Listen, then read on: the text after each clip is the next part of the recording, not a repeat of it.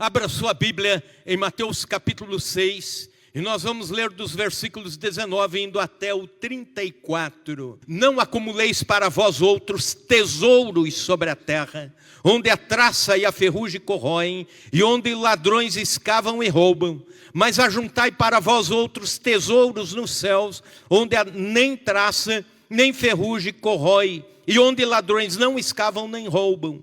Porque onde está o teu tesouro, ali estará também o teu coração. São os olhos a lâmpada do corpo, e se os teus olhos forem bons, todo o teu corpo será luminoso. Se porém os teus olhos forem maus, todo o teu corpo estará em trevas. Portanto, caso a luz que em ti há sejam trevas, que grandes trevas serão.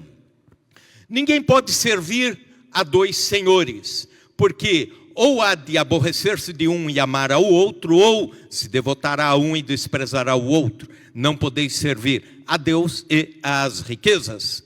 Por isso vos digo, não andeis ansiosos pela vida, pela vossa vida, quanto ao que haveis de comer ou beber, nem pelo vosso corpo, quanto ao que haveis de vestir. Não é a vida mais do que o alimento, e o corpo mais do que as vestes? Observai as aves do céu, não semeiam, não colhem, nem ajuntam em celeiros, contudo vosso Pai Celeste as sustenta. Porventura não valeis vós muito mais do que as aves? Qual de vós, por ansioso que esteja, pode acrescentar um côvado ao curso da sua vida? E por que andais ansiosos quanto ao vestuário? Considerai como crescem os lírios do campo, eles não trabalham nem fiam. Eu, contudo, vos afirmo que nem Salomão, em toda a sua glória, se vestiu como qualquer deles. Ora, se Deus veste assim a erva do campo, que hoje existe e amanhã é lançada no forno, quanto mais a vós outros, homens de pequena fé, porquanto não vos inquieteis, dizendo: o que comeremos, que beberemos, ou com que nos vestiremos? Porque os gentios é que procuram todas essas coisas. Pois vosso Pai Celeste sabe que necessitais de todas elas. Buscai, pois, em primeiro lugar o seu reino e a sua justiça, e todas essas coisas vos serão acrescentadas. Portanto, não vos inquieteis com o dia de amanhã, pois o amanhã trará os seus cuidados, basta o dia o seu próprio mal. Senhor Deus, fala ao nosso coração através da tua palavra. Abre nossas mentes, abre nossos ouvidos espirituais em nome de Jesus. Amém e amém. Podeis tomar vossos assentos. Queridos, nessa noite eu quero falar sobre uma ordem do Senhor Jesus. Não se trata de uma sugestão, não se trata de algo que Ele esteja apenas orientando, mas uma ordem, um imperativo: não andeis ansiosos. Porque, de alguma forma, nós vamos ver que a ansiedade pelo ter, a ansiedade pelo ser, ou a ansiedade pelo futuro, são pecaminosas. Pois bem, nos capítulos 5 a 7 de Mateus, nós encontramos o texto áureo do discipulado. Jesus está falando a respeito do reino, da plantação do reino. E ele nos fala a respeito do cidadão do reino, como é esse cidadão no reino dos céus. Mas do reino dos céus. Mas quando chega no capítulo 6, ele fala sobre a ansiedade, nesses todos os versículos que nós lemos, como sendo um mal inadmissível para o cidadão do reino de Deus. Capítulo 6, portanto, é dividido em duas partes. Do versículo 1 indo até o 18, Jesus descreve o lugar secreto, a vida religiosa. Ele descreve a oração, o jejum. É nessa primeira parte que Jesus faz um convite para que tenhamos uma vida piedosa, muito diferente da vida dos religiosos daquela época, dos fariseus, dos saduceus, da religiosidade institucionalizada dos judeus daquela época. Mas chega na segunda parte, dos versículos 19 ao 34, Jesus descreve o ideal de vida aqui na terra, dos cidadãos do reino. Ele descreve como é o cidadão secular, mas ao mesmo tempo que está com a sua vida dirigida pelos padrões do reino de Deus, que é diferente dos padrões de um cidadão secular e que por vezes tem o coração tomado pela ansiedade. E a partir desse conceito é que Jesus nos chama para algumas escolhas que estão nesse texto. Dos versículos 19 a 21, há 2 tesouros, um nos céus, um na terra, pelo qual deles eu e você precisamos trabalhar. Versículos 22 a 23, há 2 condições, trevas e luz. Qual será a sua e a minha condição? Versículo 24, há 2 senhores, Deus e as riquezas, o qual você vai servir. Qual deles? Versículos 24, ou melhor 25 a 34, 2 preocupações com o mundo temporal, com aquilo que está aqui na terra ou com o eterno. Qual a preocupação que você tem no seu coração? E nessas entrelinhas é que Jesus, dos versículos 19 a seguir, nos leva a essas escolhas e ao mesmo tempo nos aponta 7 razões para que não andemos ansiosos, não deixemos que a ansiedade tome conta do coração. No grego, a palavra ansiedade significa aperto, significa sufocamento. E é mais ou menos esta a condição emocional de muita gente que não conhece o Cristo que nos dá a confiança para vivermos o amanhã, para olharmos o amanhã sem ansiedade. A primeira dessas razões é que os bens materiais são corruptíveis. Veja comigo, versículos 19 a 21. O texto diz: não acumuleis para vós outros tesouros sobre a terra, onde a traça e a ferrugem corroem, e onde ladrões escavam e roubam. Mas ajuntai para vós outros tesouros no céu, onde nem traça nem ferrugem corrói, e onde ladrões não roubam, nem escavam. Porque onde está o teu coração, ali estará também o teu tesouro. Os valores de Deus são eternos. Quando Deus nos chama a acumular tesouros no céu, Ele está falando de coisas, Ele está falando de circunstâncias, Ele está falando de situações em que você investe o tempo naquilo que vai ser eterno, investe sua vida, sua preocupação em algo que nunca vai se desfazer, em algo que jamais alguém poderá roubar de você. Por exemplo, um desses valores, o amor para com o próximo. 1 Coríntios capítulo 13, a Bíblia nos narra a respeito do amor. E esse não é um texto apenas a ser usado ou utilizado em casamentos, mas falando de vida cristã, vida em igreja, como devemos amar o próximo. Jesus mesmo falando que devemos amar até quem nos odeia, de que devemos amar nossos inimigos. Então são valores eternos. E num dos versículos do 1 Coríntios capítulo 13, nos diz que a esperança acaba. Um dia, quando chegarmos no céu, não precisaremos mais de esperança, já estaremos num lugar onde se concretiza a nossa espera. Chegamos lá, a fé acaba, porque estamos no céu. Já não precisamos de fé para ver o futuro e caminhar em direção a Ele, já estaremos lá. Mas o amor nunca acaba. Então, são valores que eu e você precisamos colocar nos nossos baús de tesouros da vida espiritual. Os tesouros mais caros do mundo do século XVIII, sabe onde estão? Estão perdidos nos fundos dos oceanos, corroídos pelo sal, ou então alguém vai achar ou encontrar, ou nunca mais, eles se perdem por lá. Os tesouros dos navios ingleses, os tesouros que os navios espanhóis levavam. custaram vidas, custaram empreendimento, hoje repousam no fundo dos mares, corroídos pelo sal, ou então viraram peças de museu. E aí vem a pergunta: valeu a pena a ansiedade? Valeu a pena vidas perdidas?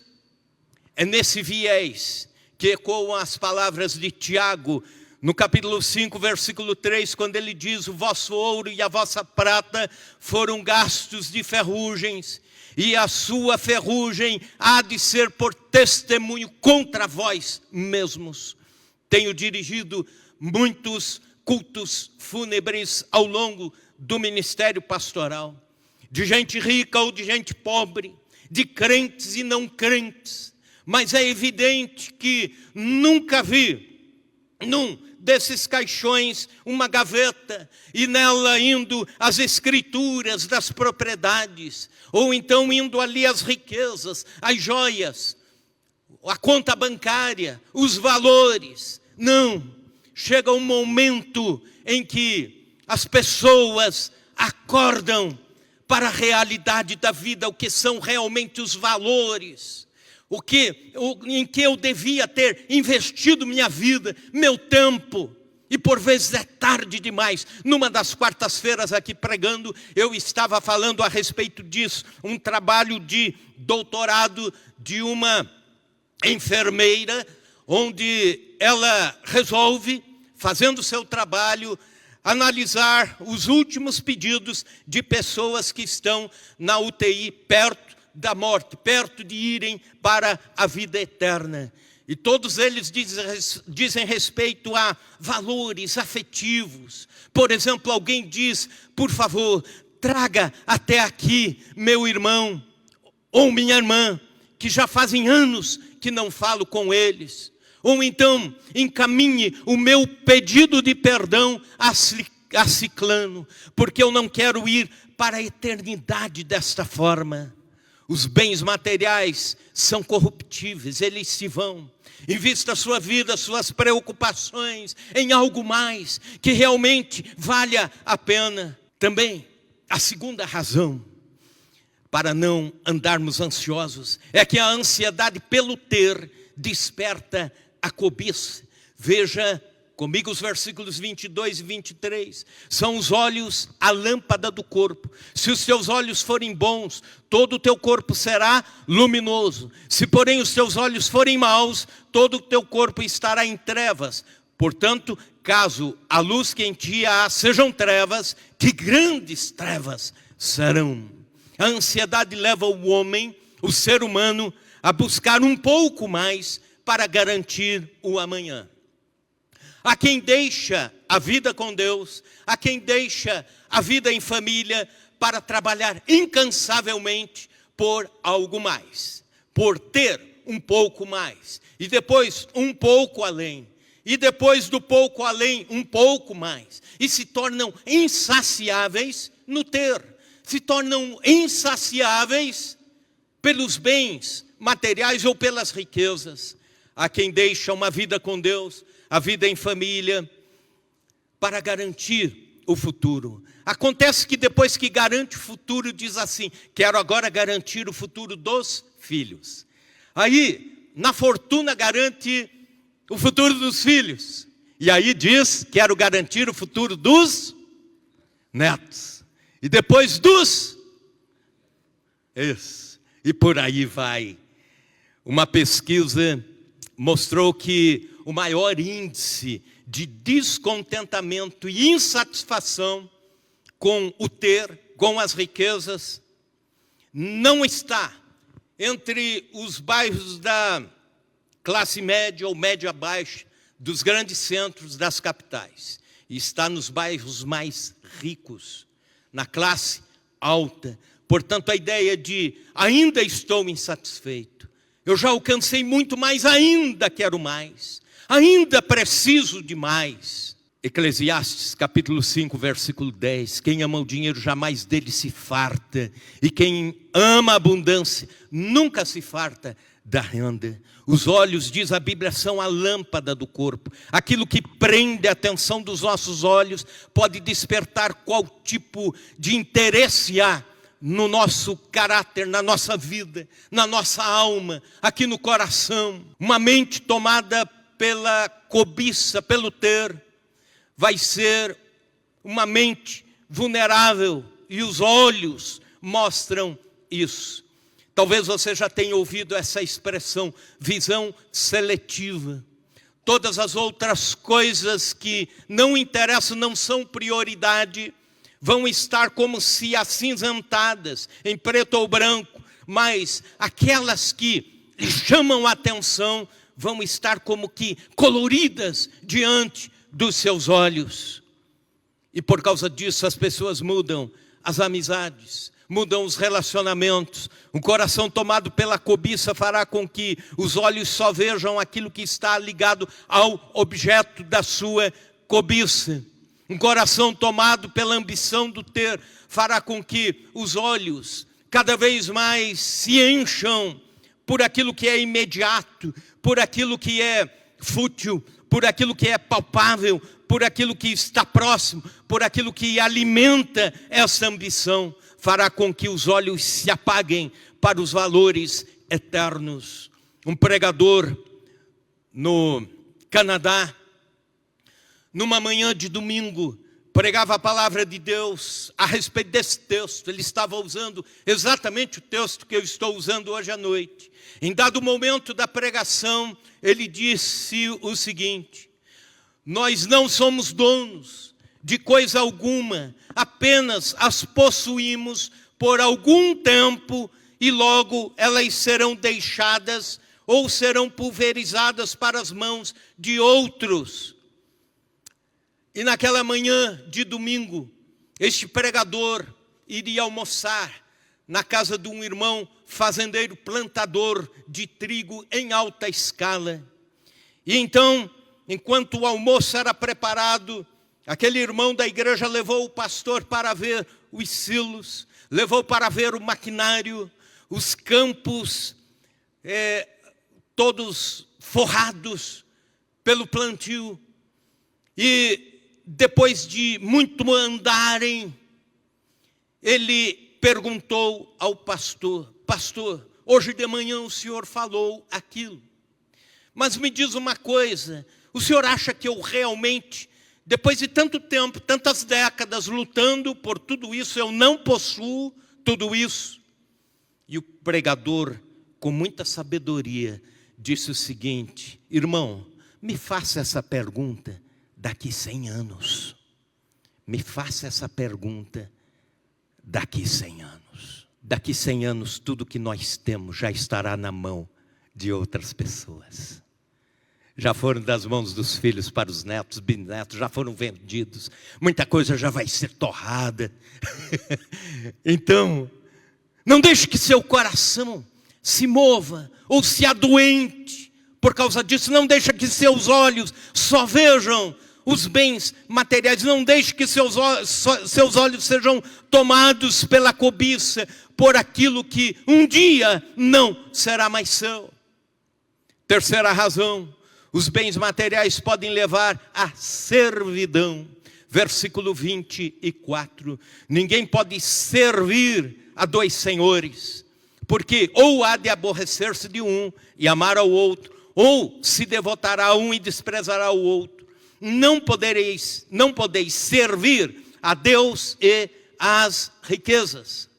A palavra senhor ou servir, que no original quer dizer escravidão, alguém que é escravo, aparece num só versículo, nesse que nós lemos 3 vezes. A ideia da importância de não deixarmos nos escravizar, sermos servos daquilo que temos. Quando você anda ansioso pelo ter, você começa a expressar ira. E os filhos dizem: papai está com raiva. Mas do quê? E está com raiva porque o ter ou não ter está lhe tirando a paz interior. Ou então, perturbações. E aí alguém diz: mas a minha esposa está perturbada.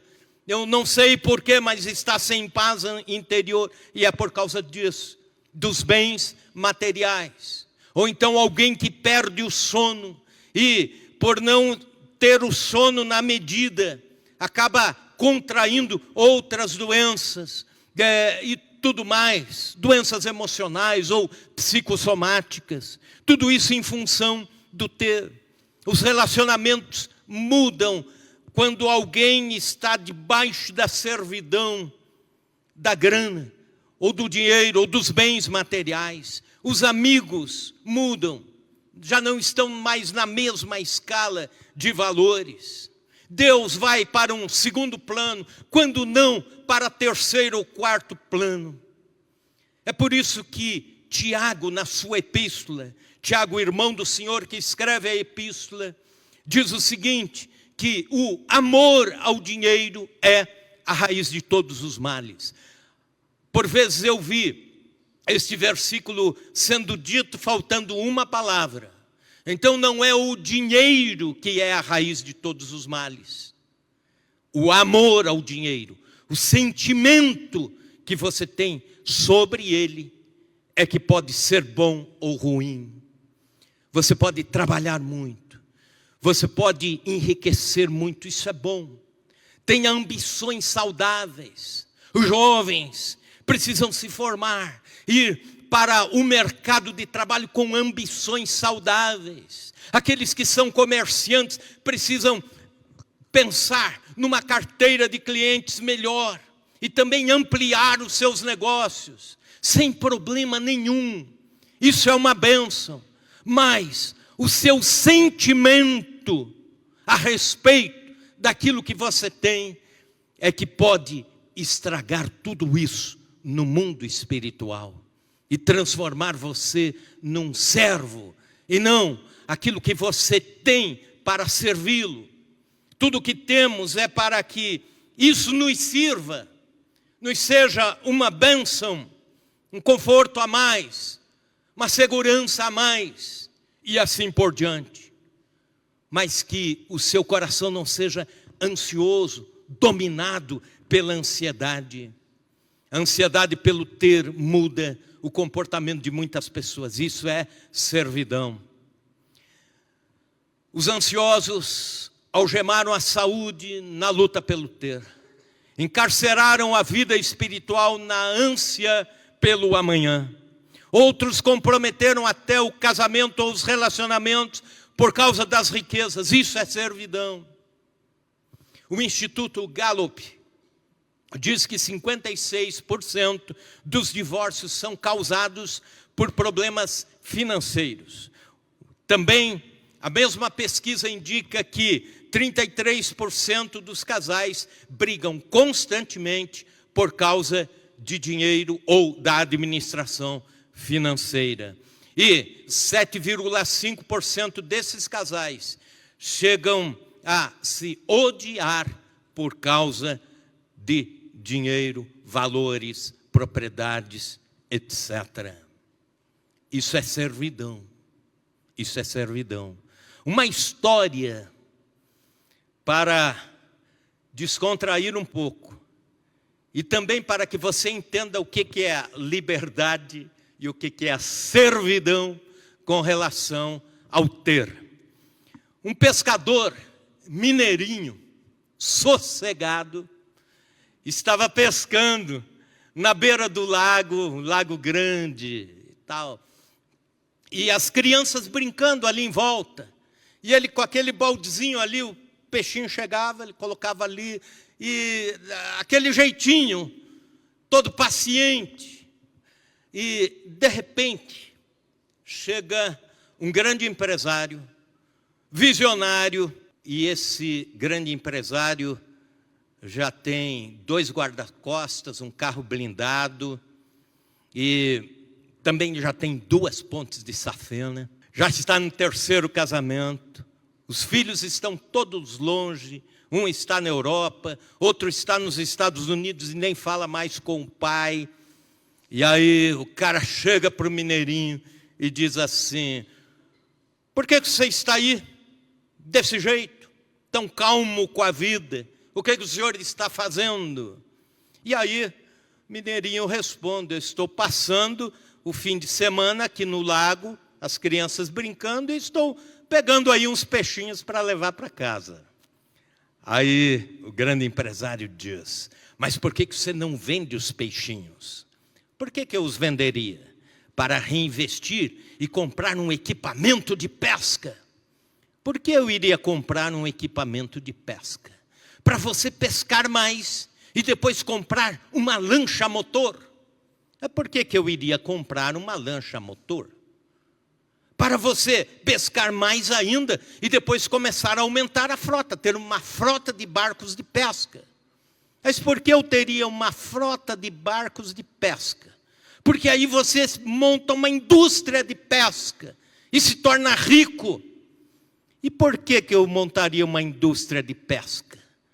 Aí o cara responde assim: porque aí você pode levar uma vida tranquila assim, na beira de um lago, junto com os filhos. O mineirinho disse: mas é o que eu já estou fazendo aqui. Entendeu isso? Os dois têm o mesmo sonho, só que um está escravizado a esse sonho. Um está escravizado ao seu ideal. As ambições são as mesmas, mas um é livre, outro está sob servidão. A ambição impede que o homem desfrute daquilo que já tem. Se você hoje começar a avaliar o que você já tem, você começa a agradecer a Deus e começa a desfrutar isso. Começa a desfrutar todas as coisas que Deus já tem dado a você, para que você não entre na servidão por causa da ansiedade pelo ter. Quarta razão: a ansiedade é incompatível com a escala de valores de Deus. Versículos 26, 25 e 26. Por isso vos digo, não andeis ansiosos pela vossa vida, com o que haveis de comer ou beber, pelo vosso corpo, quanto ao que haveis de vestir. Não é a vida mais do que o alimento e o corpo mais do que as vestes? Observai as aves do céu, não semeiam, não colhem, nem ajuntam em celeiros, contudo vosso Pai Celeste as sustenta. Porventura não valeis vós muito mais do que as aves? Deus sabe o que Ele faz, e Deus está cuidando de cada um. Se você está desempregado, continue a lutar por um emprego, mas tenha calma, não deixe o seu coração ser tomado pela ansiedade. Se você está enfrentando um momento difícil com as finanças, ore, confie no Senhor, não se deixe escravizar. Deus está cuidando, Deus sabe. Ora, por uma questão de lógica, Deus cuida daquilo que é mais importante na criação. E o que é mais importante em toda a criação? Nós, seres humanos. E Jesus usa dois argumentos para mostrar isso. O primeiro argumento é do maior para o menor. Se Deus nos deu um corpo com vida, logo Ele proverá alimento e vestes para esse corpo. Se Ele cuida do maior, que é o corpo, com certeza cuidará do menor, que é o alimento e a veste. O segundo argumento que Jesus usa é do menor para o maior. Se Deus cuida de pássaros e lírios, também cuidará daquilo que é principal na sua criação, o ser humano, os seus filhos. Martinho Lutero, o reformador, disse: Jesus está fazendo das aves nossos professores e mestres diários. O mais frágil pardal se transforma num teólogo, num pregador para o mais sábio dos homens. Quinta razão: a ansiedade nada acrescenta à vida. Versículo 27. Qual de vós, por ansioso que esteja, pode acrescentar um côvado ao curso da sua vida? Um côvado. A medida de mais ou menos 44 centímetros e meio. A ansiedade não prolonga a vida, também não expande a vida. Pelo contrário, a ansiedade pelos bens pode encurtar a vida. Dizem que até os 40 anos, o homem sacrifica a saúde para ganhar dinheiro. E depois dos 40 anos, ele sacrifica o dinheiro que ganhou para recuperar a saúde que perdeu para ganhar aquele dinheiro. Vai entender isso. Querido irmão, querida irmã, a ansiedade pode até encurtar a vida. Muitas pessoas entram em colapso nervoso, que começa por causa da ansiedade. Recentemente eu li uma pesquisa levantada pela Universidade de Michigan, que diz o seguinte: ela faz a avaliação de pelo menos 5.000 pessoas que estiveram em depressão. E eles chegam à seguinte conclusão: que as pessoas 10 anos antes de terem depressão começaram a ter alguns comportamentos muito semelhantes umas às outras. Mas aí eles chegam à seguinte conclusão: que de 5 anos indo até o começo do episódio da depressão, as pessoas começaram a acumular ansiedades, episódios de ansiedades, episódios repetitivos de ansiedade e mais ansiedade, e isso chega a um colapso. E quando chega no colapso, se transforma em outra enfermidade, seja a fobia, seja a depressão, outra enfermidade grave. Alguns contraem úlceras nervosas, outros se estressam, outros se entregam a outros tipos de enfermidade, etc. A ansiedade pelo amanhã impede que você desfrute o presente e ainda venha adoentar a sua vida. De forma que, se você está ansioso por alguma coisa, e de repente a ansiedade vai tomando conta, e quando você finalmente tem aquilo que você gostaria de ter, já não consegue desfrutar, porque a ansiedade atrapalhou tudo. Talvez vocês se lembram da história de um diretor da rede hoteleira no estado vizinho de Goiás.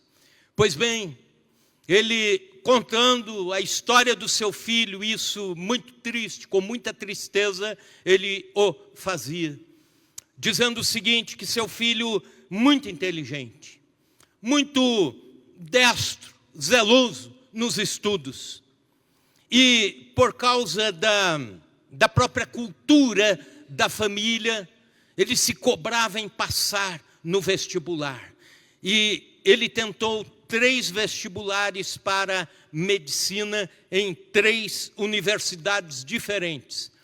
Um era na USP, inclusive, que é a mais difícil, o vestibular mais difícil do Brasil. Depois, outro no interior de São Paulo, se não me falha a memória, em Presidente Prudente, e outro lá mesmo em Goiânia. Pois bem, estudou e foi prestar o vestibular numa universidade, foi em outra, no outro final de semana em outra, e aí começou a aguardar o resultado. E no aguardo do resultado ele foi ficando cada vez mais nervoso, cada vez mais ansioso, e foi deixando de se alimentar, e foi deixando de dormir, e se trancando no quarto, etc. E cada vez mais ansioso. Aí de repente ele teve taquicardia, e o pai o levou para o hospital. Mas esse episódio de ansiedade foi piorando, de forma que este moço veio a óbito. Morreu literalmente de ansiedade. Acontece que no dia que ele morreu, saiu o resultado do primeiro vestibular, ele tinha passado em 3º lugar. Uma semana depois saiu o resultado dos outros 2 vestibulares. Num deles ele ficou em 1º lugar e no outro entre os 10 primeiros. Ele não conseguiu desfrutar do seu trabalho, do seu estudo, porque a ansiedade lhe sufocou a vida, a ansiedade pelo futuro. 6ª e penúltima razão: a ansiedade é incompatível com a nossa escala de prioridades. Veja o versículo 33. Buscai, pois, em primeiro lugar o seu reino e a justiça, e a sua justiça, e todas essas coisas vos serão acrescentadas. Vamos repetir juntos este versículo, vamos lá. Buscai pois, em primeiro lugar, o seu reino e a sua justiça, e todas estas coisas vos serão acrescentadas. Quando Jesus é Senhor nas nossas vidas, todas as coisas estarão no devido lugar. Coloque Jesus em primeiro lugar. Coloque o reino de Deus e a sua justiça em primeiro lugar. O restante, Deus faz e cuida. É promessa da palavra de Deus. E quais são as prioridades na vida de um cristão? Em primeiro lugar, Deus, primeira prioridade. Família, em segundo lugar. Trabalho secular, em terceiro lugar. Outra prioridade, relacionamentos, em quarto lugar. Em quinto lugar, o trabalho cristão, o trabalho dos ministérios na igreja, etc. Mas quando a ansiedade pelo ter toma conta das nossas vidas, essas prioridades vão se invertendo, de forma que Deus, de que Jesus não é mais Senhor da sua vida. Muitos um dia viveram para Deus, mas hoje vivem para si. A ansiedade tomou conta e aí bagunça a vida. Muitos viveram para Deus, hoje vivem para o dinheiro e vivem reclamando cada dia mais, porque lá no coração as prioridades se inverteram. Muitos viveram para Deus, hoje vivem para a avaliação do outro. O que os outros vão pensar? Eu não posso ficar atrás do meu primo que tem isso. Ou eu não posso ficar atrás da sociedade. E aí as prioridades são todas invertidas. E Jesus não é mais Senhor. A escala de prioridades entrou em colapso. Aí o urgente toma conta do importante. E por aí vai. A ansiedade pelos bens materiais colocou em colapso a escala de valores. Sétima e última razão. A ansiedade é inimiga da fé. Veja o versículo 34. Portanto, não vos inquieteis com o dia de amanhã, pois o amanhã trará os seus cuidados. Basta o dia o seu próprio mal. Se a fé é esperança naquilo que não vemos, mas sabemos que vai acontecer, sabemos que será, essa é a definição da fé. Não vemos, mas sabemos, vai acontecer. Não vemos com os olhos, mas já está a caminho de acontecer. Isso é fé. A ansiedade é insegurança pelo que será o amanhã. Então é exatamente o contrário da fé. A fé, aliás, alguém disse no passado, foi George Miller, o príncipe dos intercessores. A fé termina onde começa a ansiedade, e a ansiedade termina onde começa a fé. Assim sendo, a ansiedade é oposta à fé, é inimiga à fé. E a ansiedade não ocupará o mesmo espaço que a fé está ocupando. Da mesma forma, a fé não ocupará o mesmo espaço que a ansiedade já está ocupando. Pecamos quando duvidamos de Deus, quando sofremos por antecipação, quando sofremos por causa do amanhã. Um famoso humorista americano do século XIX saiu com a seguinte declaração. Ele diz: eu sou velho e já vi muitos problemas, mas a maioria deles jamais aconteceu. Parece que na mesma ideia estava a pesquisa do capelão, e ele era pastor das tropas americanas, capelão, e também já havia sido médico. E quando saiu a guerra do Golfo, ele ficou responsável pelo pastoreio dos soldados americanos. E durante este tempo, ele foi pesquisando o nível de ansiedade para poder pregar, orar, ministrar a esses soldados norte-americanos. E ele verificou que 40% dos ansiosos estavam preocupados com alguma coisa que, na verdade, não iria acontecer. 30% estavam preocupados com coisas acontecidas no passado, mas que não se repetiriam. 12% tinham medo de perder a saúde, enquanto que nunca tiveram qualquer tipo de enfermidade mais grave. E 18% tinham inúmeras preocupações, pequenas, Aí ele descobre que apenas um pequeniníssimo percentual de gente com ansiedade tinha alguma razão para ter aquela ansiedade. Muitos começam o mês de março ansiosos pelo que poderá acontecer com a economia. Muitos começam a semana tomados pelo medo das notícias. Muitos vão ao trabalho amanhã cedo, segunda-feira, pensando se demissão é com C cedilha ou com 2 S's. Mas isso é uma afronta contra a fé. É uma afronta contra o Jesus que cuida do meu e do seu amanhã. Ele está cuidando do mês de março, Ele está cuidando do ano de 2025, Ele está cuidando da segunda-feira, Ele está cuidando da semana que entra amanhã, Ele está cuidando, aleluia. Então, Jesus nos apresenta 7 razões para não andarmos ansiosos. Primeira, os bens materiais são corruptíveis. A ansiedade pelo ter desperta a cobiça. Terceiro, os bens materiais podem levar à servidão. Também a ansiedade é incompatível com a escala de valores de Deus. A ansiedade nada acrescenta à vida. A ansiedade é incompatível com a nossa escala de prioridades. E por fim, a ansiedade é inimiga da fé. E o que fazer se eu já estou ansioso? Talvez é essa a sua pergunta. 3 respostas aqui, rápidas. Primeira delas, lance a sua ansiedade diante de Deus. É o que diz a palavra do Senhor na primeira epístola de Pedro, capítulo 5, versículo 7. Lançando sobre Ele toda a vossa ansiedade, e Ele tem cuidado de vós. Aleluia! Hoje não é o dia de sofrer pelo amanhã. Ore pelo amanhã e lance o teu amanhã na presença de Deus. Segundo, trabalhe muito. Como já disse, como já foi dito aqui, trabalhe muito, ganhe muito, mas também confie no Senhor. O mercado de trabalho não é o teu provedor é Deus. A sua empresa não é a sua provedora, seu provedor é Deus. Então confie em Deus, confie no Senhor.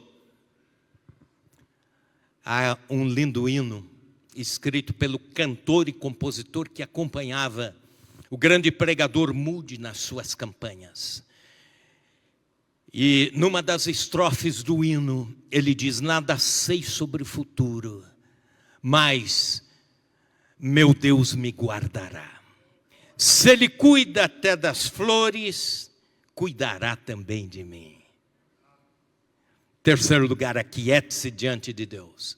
Salmo 46, versículo 10. Aquietai-vos e sabei que eu sou o Senhor. Quiete o coração. Deus continua no trono, soberano e cuidando de todos nós. Vamos ficar em pé. Conta-se que durante a Segunda Guerra Mundial, uma viúva italiana ficou sem dinheiro para os aluguéis. E ela, não conseguindo pagar os aluguéis, orava todos os dias e chorava na presença de Deus, mas continuava sem o dinheiro para os aluguéis. Tinha alguns aluguéis atrasados e não tinha como pagá-los. E a situação estava crítica na Itália. Ela, ficando desesperada, começou a orar e jejuar. E estava realmente confiando em Deus. Mas chega o momento que o proprietário diz para ela sair, desocupar a casa e ir embora. E ela, toda tristonha, bastante abatida, até mesmo questionando Deus, ela pega as suas coisinhas, poucas, e sai de cabeça baixa. E ela vai para uma outra cidade onde uma parenta dela há de recebê-la para morar de favor até que as coisas voltem ao normal. E ela vai muito triste e vai questionando com Deus. Quando ela chega no lugar onde ela vai passar os próximos dias, ela ouve a notícia de que a cidade onde ela estava morando fora bombardeada. E uma bomba caíra em cima da casa dela. Entendeu isso? Por vezes Deus não responde do jeito que você quer, mas Ele tem o melhor para você. Aleluia.